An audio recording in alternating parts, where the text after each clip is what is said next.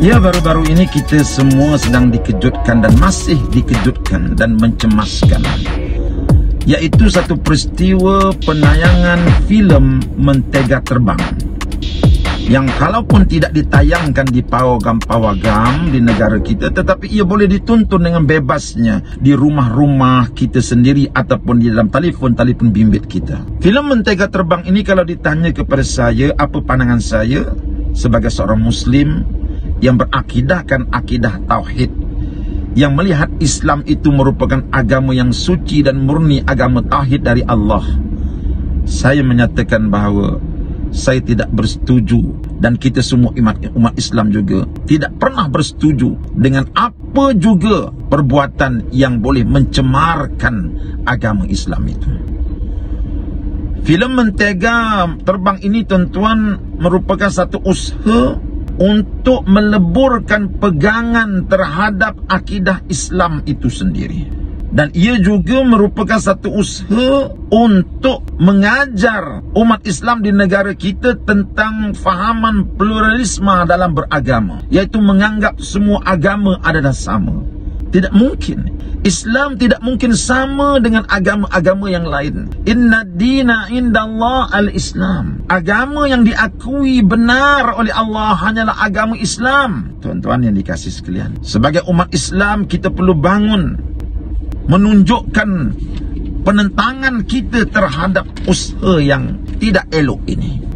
Jangan sekali-kali kita bersetuju dengannya, karena dibimbangi kalau kita bersetuju dengannya, kita juga akan tergolong seperti mereka. Kalau niat mereka membuat filem itu untuk menghina Islam, kita juga akan digolongkan oleh Allah dalam kalangan orang yang menghina Islam dan boleh menjadi kufur.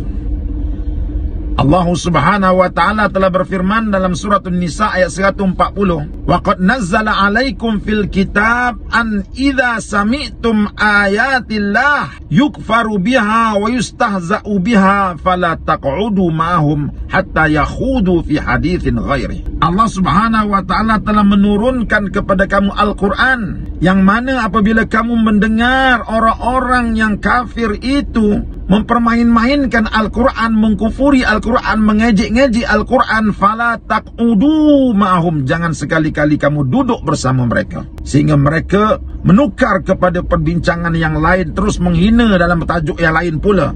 Innakum idzan mithluhum, kalau kamu tidak bangun meninggalkan mereka, kalau kamu tidak tunjukkan tidak bersetujunya kamu dengan mereka, kamu akan tergolong daripada kalangan mereka. Surah An-Nisa ayat 140. Jadi kita mestilah sebagai umat Islam menentang usaha-usaha yang tidak elok seperti ini. Namun penentangan itu hendaklah dibuat berdasarkan kepada undang-undang negara dan penuh hikmah.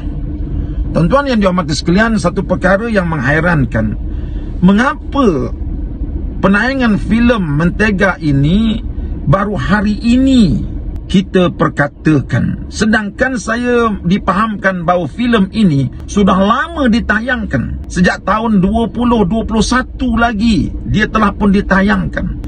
Tetapi mengapa pada waktu itu pimpinan-pimpinan negara yang ada pada ketika itu tidak bangun menentangnya? Mengapa mereka ini yang sepatutnya menjadi penyelamat kepada akidah ummah berdiam diri membenarkan filem ini ditayangkan? Mujurlah pada hari ini apa yang dibuat oleh golongan yang tidak baik ini sampai kepada pengetahuan umat Islam. Alhamdulillah, pada hari ini kita melihat barisan pimpinan negara kita bersepakat bangun menentang perbuatan yang tidak baik ini, penayangan filem Mentega Terbang ini. Mujurlah kita ada pimpinan-pimpinan yang sangat bersimpati, yang sangat menjaga kemuliaan Islam sekarang ini. Tetapi yang peliknya, mengapa sejak tahun 2021 dahulu tidak ada orang yang mengembar-gemburkan filem ini kepada masyarakat, bahkan dibiarkan saja filem ini ditayangkan dengan bebasnya. Bayangkan tuan-tuan, sejak 2021 sekarang ini kita sudah berada 2023. Andai kata 1000 orang remaja Islam sudah melihat filem ini dan terpengaruh dengan isi kandungannya, siapakah yang perlu dipertanggungjawabkan? Allahu Akbar, Allahu Akbar. Oleh itu tuan-tuan, saya menyeru pada diri saya dan kepada kita semua, marilah sama-sama kita menjadi pencinta Islam, Marilah kita menjadi orang yang menjaga Islam ini dengan benar dan ikhlas. Biarlah yang benar itu kita katakan benar, yang salah itu kita katakan salah. Dan mari sama-sama kita membenteras segala usaha dan perbuatan-perbuatan yang mencabar kedaulatan agama Islam serta mencabar kedaulatan negara, menentang segala usaha yang boleh menyebabkan berlakunya porak-poranda dalam negara disebabkan perbuatan-perbuatan mereka yang tidak bertanggungjawab ini. Oleh itu, sama-sama kita menjaga Islam ini.